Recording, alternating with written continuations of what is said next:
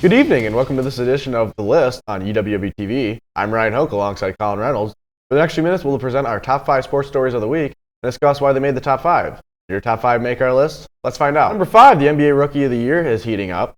First center Victor Wembanyama is the favorite so far, but OKC Thunder forward Chet Holmgren is dazzling. Chet is shooting a marvelous true 64% from the field, averaging 17.2 points per game, and third in the NBA in block. Colin, who's your favorite for Rookie of the Year so far? Holmgren has been great, but I think Victor Wembanyama has been greater.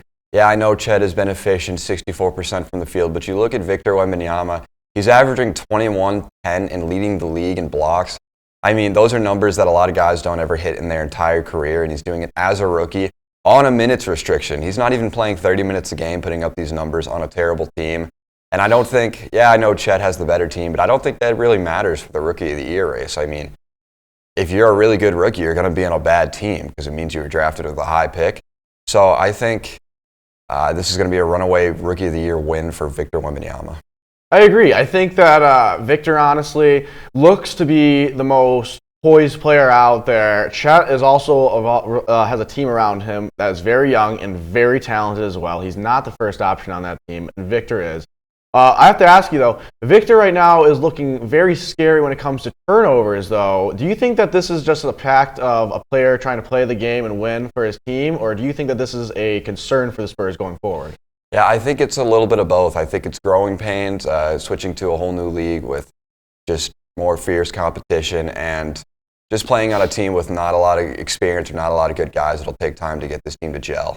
Okay, yeah, I understand. All right.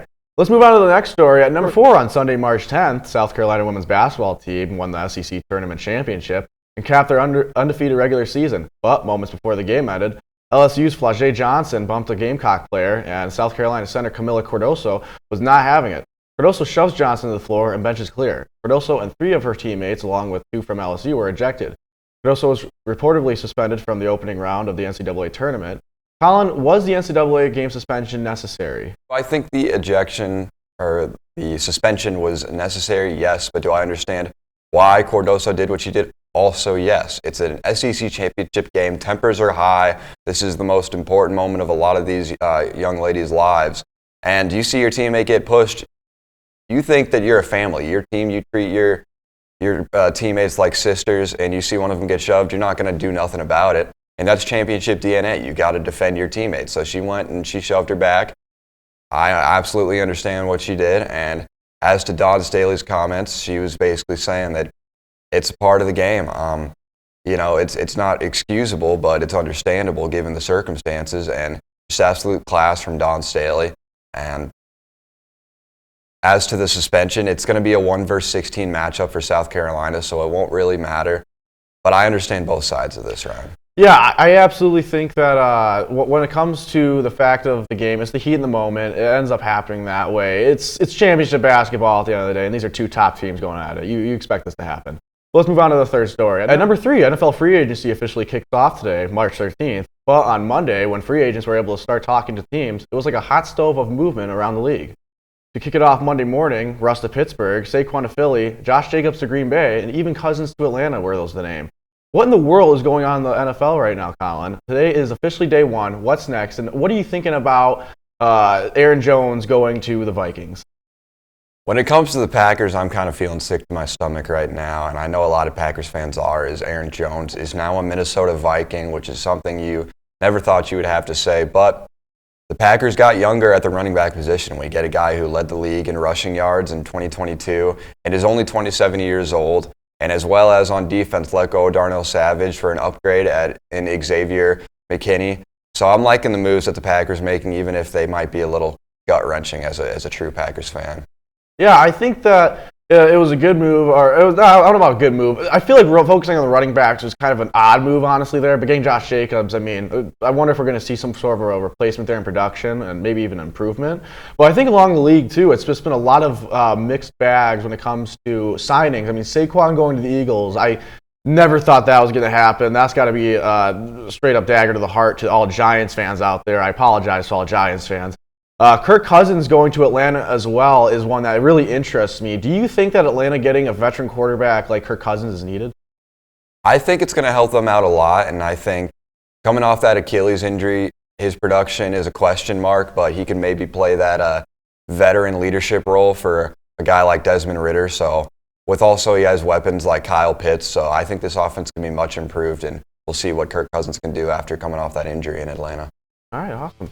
We've got more coming up on the list, including discussion on the bat flip rule in NCAA baseball and Whitewater's women's basketball. We'll be right back.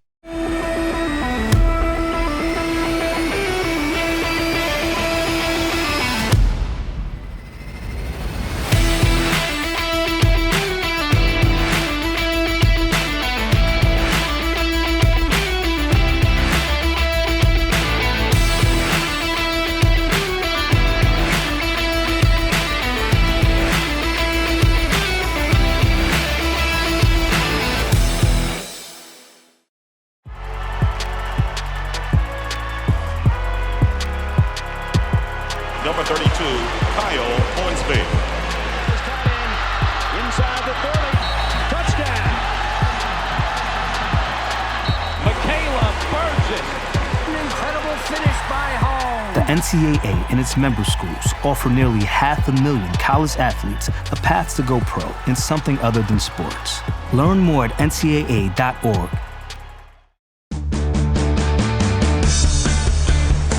For Hawk Talk, especially on days I'm hosting, you really need to be up early looking at those news stories, even the night before. I'm finding topics that I can incorporate in the show, and I feel like we get a conversation going.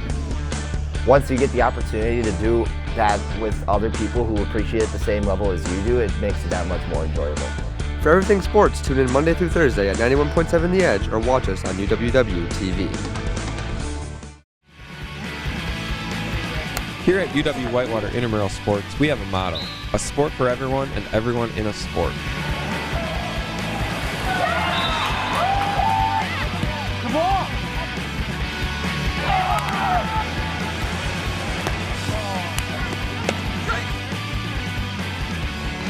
That's it anyways. Oh, she got that off. They're going to count it. Had a blast. Always have fun at intramurals. Every day we strive to go above and beyond that goal by providing healthy exercise, promoting leisure education, and giving students that competitive atmosphere they are looking for. Yes! Yes!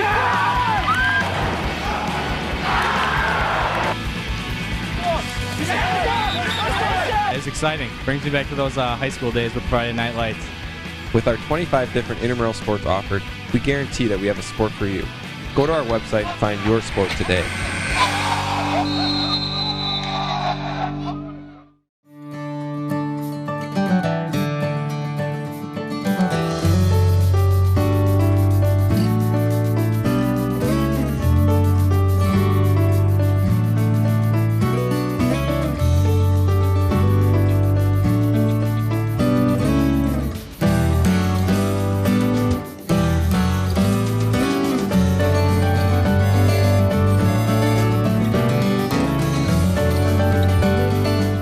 Welcome back to the list on UWW-TV. Let's continue the countdown to this week's top sports stories.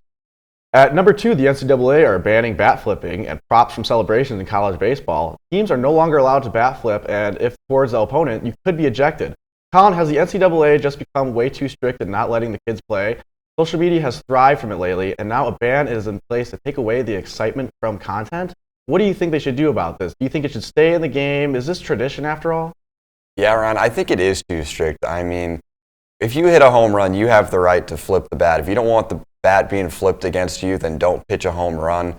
It's a natural celebration. You got to do something if you throw a home run. You can't just gently place your bat on the ground. Now, as for bat flipping towards the opponent or towards somebody else, potentially injuring somebody, I think that should be penalized. But just a bat flip in the air when nobody's around is completely harmless, and I think it's a part of baseball, and I think it's a good part of baseball. Nothing like a nice bat flip. I think it should stay.